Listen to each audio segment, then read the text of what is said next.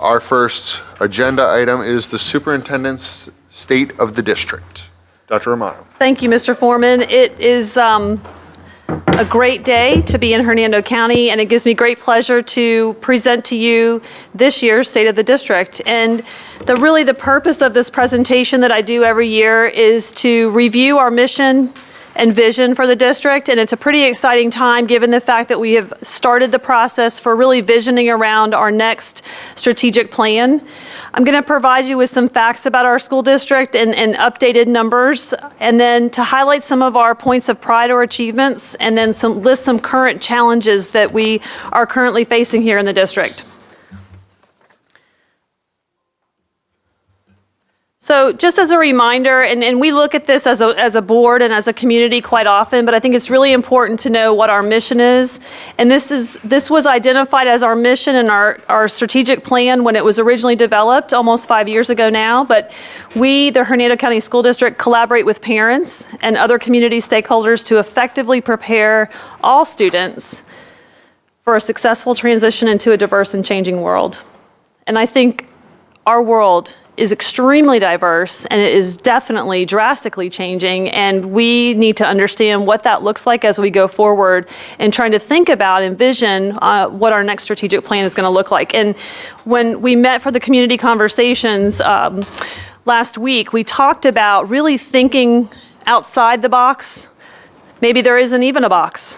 And thinking boldly and big, so that we don't hinder ourselves, but also being realistic in terms of being planful as we try to define what it is we want for our students in our community in terms of the educational journey that our students take throughout our system. In our current strategic plan, we've identified our core values and what we believe, and I read these the other night. I think they're extremely important, and we will recommit to these or add additional, and if we still don't, if there are some that we don't believe in, I can't imagine that there are when you read the list, but we'll revisit this as we go through the development of our new strategic plan.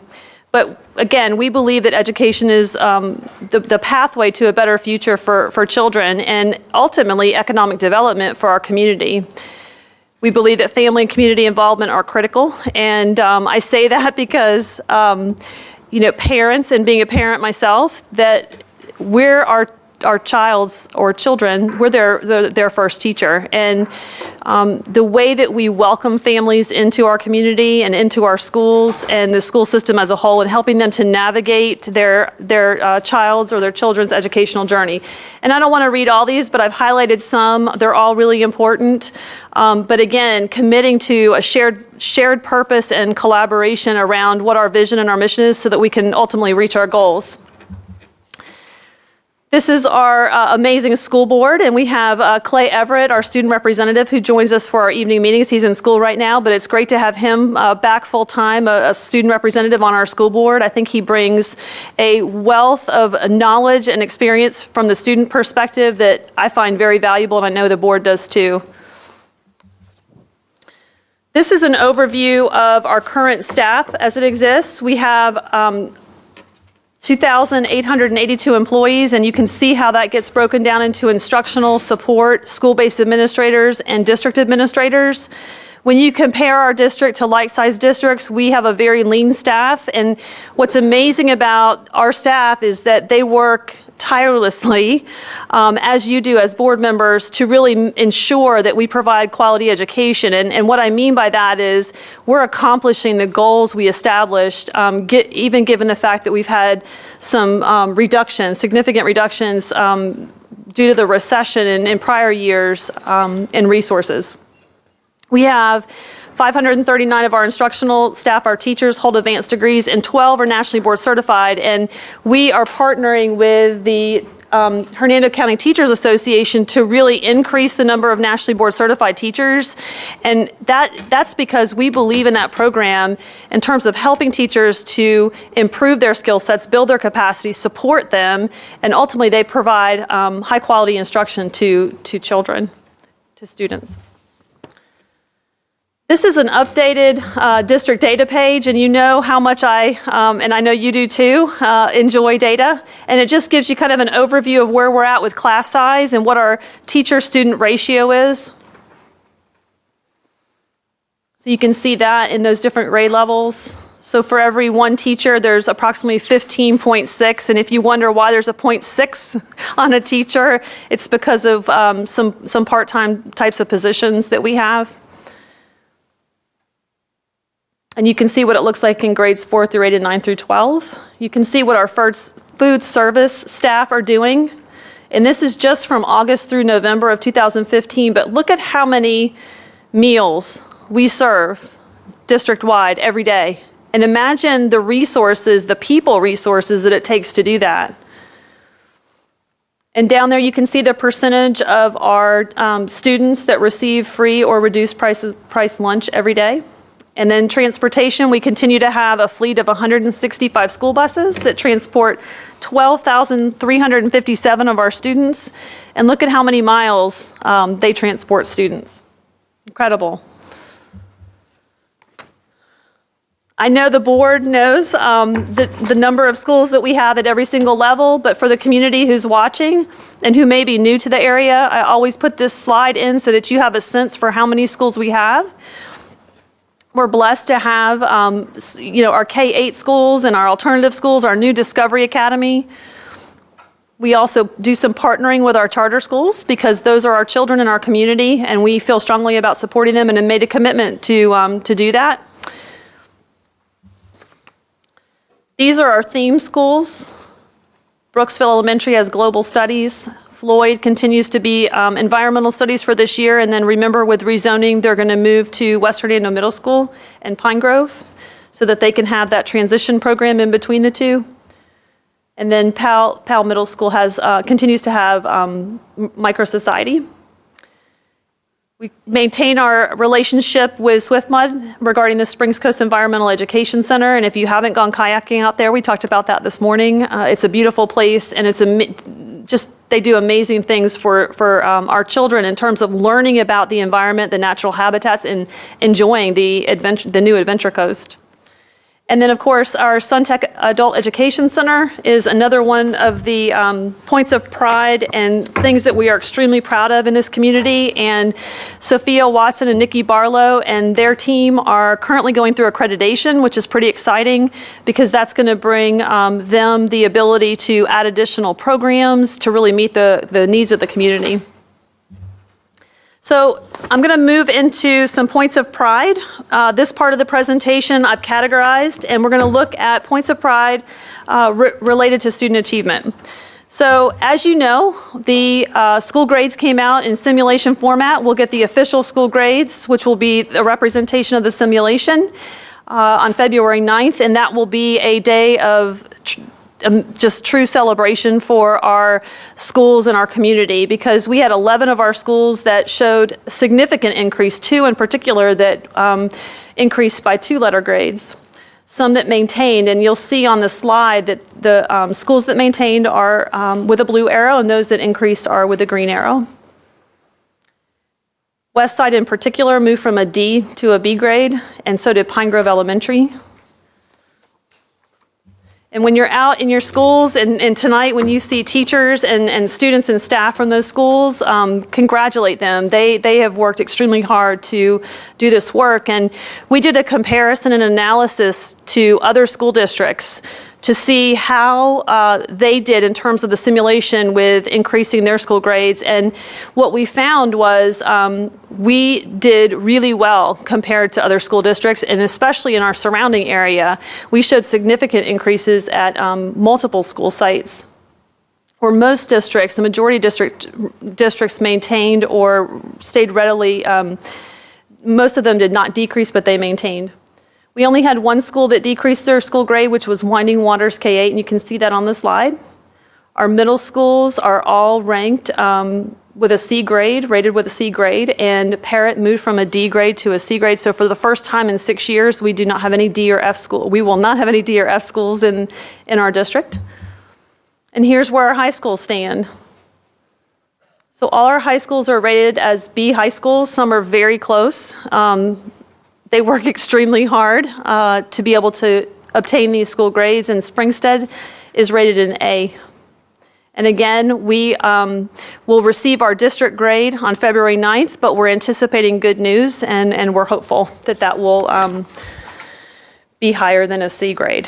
We are very hopeful for that. All right, let's move into looking at some additional information. On this slide, what you see are just, again, we're still on the points of pride related to student achievement. And this shows our spring 2015 civics end of course exam for each of our schools that administer that. And that is an extremely difficult exam. So when you look across those, I want you to, when you're in schools, because I know you all are out in schools a lot, congratulate those civics teachers. They work extremely hard with their students, as do all our teachers, but they work extremely hard and help them to increase their pass rate. So if you look across, you can see the number of students tested, and then the achievement levels 3 and above for 2015. And you can see as a district, we are again above the state average, which is good. Now, 68% we want to increase to as high as we can go. We want to get to 100%, don't we, Dr. Austin? So we're very pleased that we're above the state average, but we want to continue to achieve. This slide right here talks about grade 5 on the FCAT 2.0 Science Next Generation Sunshine State Standards and the percent of students who scored at level 3 or above, which the state considered proficient. And you can see we did very well this year. We had 57% of our students in the district. The state had 53%. Last year we had 53% and the state had 54%. So we did very, very well. And if you look across the year since 2012, we're continuing to increase in the last 2 years. Here's your Next Generation Sunshine State Standards for grade 8, and that's the percent scoring level 3 and above. And you can see again that we're doing very, very well. Now, do we want to stay at 50%? No, we don't. We don't. But it gives you some relative idea of how other students within the state that are taking that assessment in grade 8 are doing. And we're above that. Same thing for our end of course U.S. history exam, which is not a graduation requirement, but it's a course that they have to take. And that's the percent scoring 3 and above. So as a district, we have 69% of our students scoring 3 and above, and the state has 66%. And you can see how the schools are broken out there. All right, I'm going to move into points of pride related to college readiness. Here are the College Board SAT 2015 verbal mean scores. Gives you an idea of how our schools have done versus how the state has done and how we've done nationally. So our mean score is at 502, the national is at 495, and the state is at 486. So we're above that again. This is the percent of students meeting college readiness benchmarks on the ACT. And if you look across, they break it down into the different areas. So you've got college English, college algebra, college social science, college biology, and meeting all 4 benchmarks. So we've got some work to do in these areas on the ACT. And concerning to me, and if schools are planning to use the ACT as a concordant score, meaning a replacement for another score so that a student can graduate. Here are our advanced placement. So in 2015, the percent passing our advanced placement has increased from 2014 at 52.25%. And this is overall since 2012. These are the number of IB diplomas, which is International Baccalaureate diplomas that have been awarded.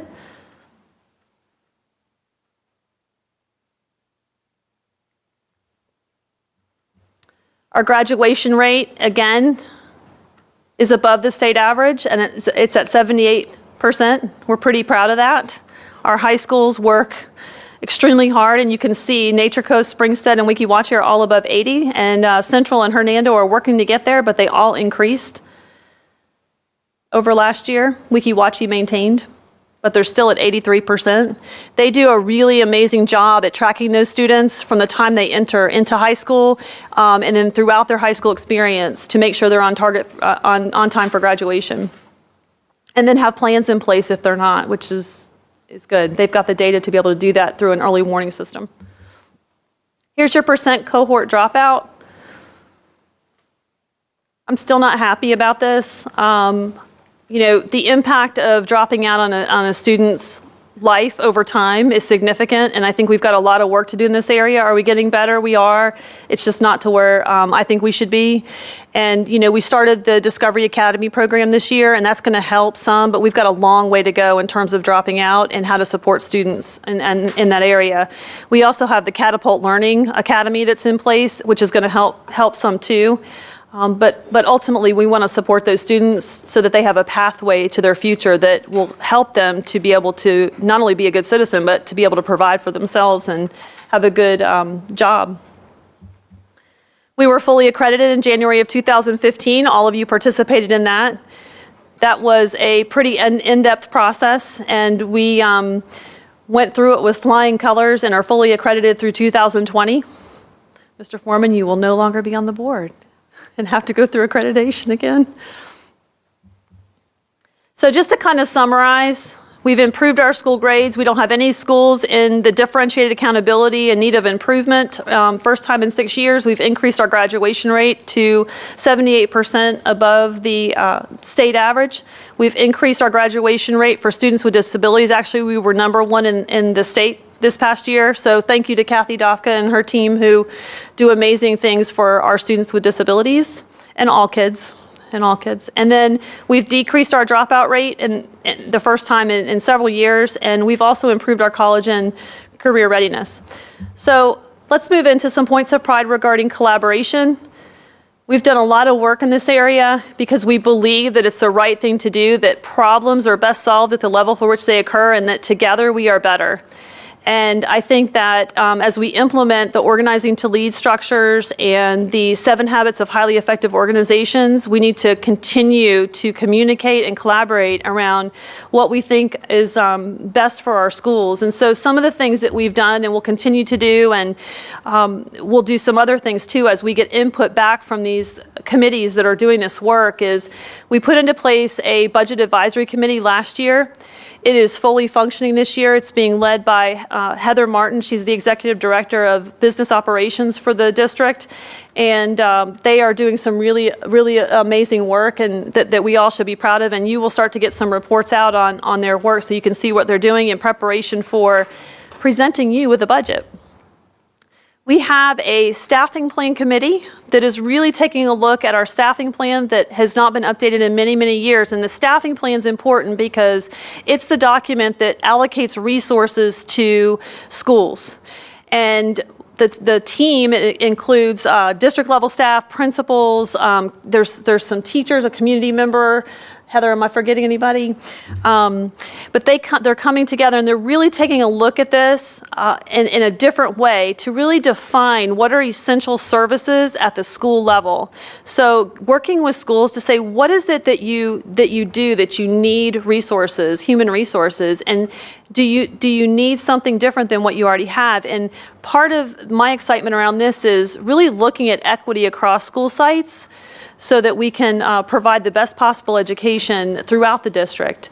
We've had a gifted task force that has been meeting. They haven't met in quite some time, but they are looking forward to coming soon to be able to talk about some of their work and their findings from their work. We implemented a rezoning committee, as you all went through, and we did that in a really open way that I think allowed for community input throughout the process, and we're getting ready to implement that this August as students come back. We have a half-cent sales tax citizens accountability committee that we've had 6 people apply for that you're going to get an update on later, that we talked about a little bit at the informal meeting today. Pretty excited about that they can start their work and start to move forward as we receive some of those half-cent sales tax dollars. And again, to those people that are out in the community watching, thank you. Thank you to the community who really came together in support of our schools and our students. We've had a math task force, and of course, we have had our first community conversation forum last week. We had about 70 people that attended, and we provided them with a very miniature State of the District presentation, and then we went in and talked about 3 questions. What are some of the challenges the district is currently facing as you see it as a stakeholder, teacher, parent? And then what are some things that are working really, really well, and then what are some things that you think we should do going forward? And we will continue to have community conversations in preparation for our strategic plan. And it is a great forum to be able to continue the conversation about education and the journey and the services we provide here in Hernando County. Some additional things we've done in terms of communication: we had a complete redesign of our website this year. We had the design of our Parent Academy website and implemented our new Parent Academy across the district. We, for the first time, had a Facebook page, a Twitter page, a Twitter account. Where is Karen? Is she behind me? She's taught me how to tweet. She's taught me how to tweet. I'm not on Instagram yet, but she's teaching me.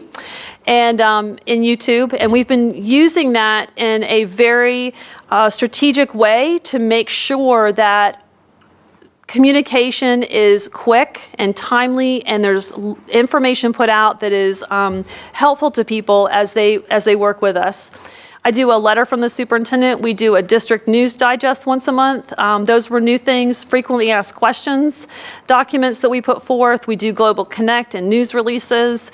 We, along with my president of my teachers association, we do lunch, listen, and learn visits, and we will make it to all schools again this year. We did full day site visits last year. Those are really great meetings when you have the opportunity to sit down with teachers during their lunch and have lunch with them and really talk about what's working, what's not working, and then try to bring that back and try to make improvements with them as we go forward as a team. And then, of course, we have 21st Connections class notes. And I'm way off my paper slides.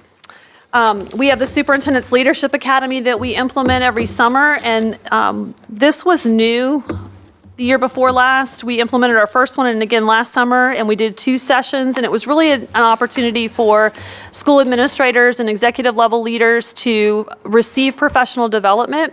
And we have a theme that gets put out, and we kind of carry that theme throughout the whole year through our daily countdown, and really come together around, this year in particular, came together around organizing to lead, as well as the 7 habits of highly effective people and organizations. And one of the neat things for me to be able to see, and I know our team, is that we don't just bring something and develop people. I've talked to y'all before about this spray and pray method. We don't just come and do a one shot. We've really carried this professional development, and our goal is to help all staff members throughout our entire organization, including our parents, to be able to receive the 7 habits training, because it's really what grounds us in becoming excellent. Those are the tools that we will be able to use that will ground us in becoming excellent.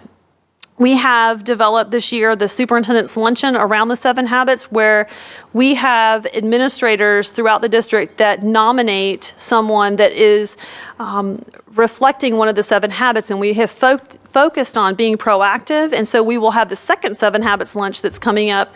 In fact, we had lots and lots of nominations this time, so pretty excited about that. And our organizing to lead teams are at every level of our organization, including at the superintendent level, the executive level, and our school level. Each have a organizing to lead team that really is about the people that work on that campus coming together and bringing issues that they can solve that are related to issues on that campus, or even broader.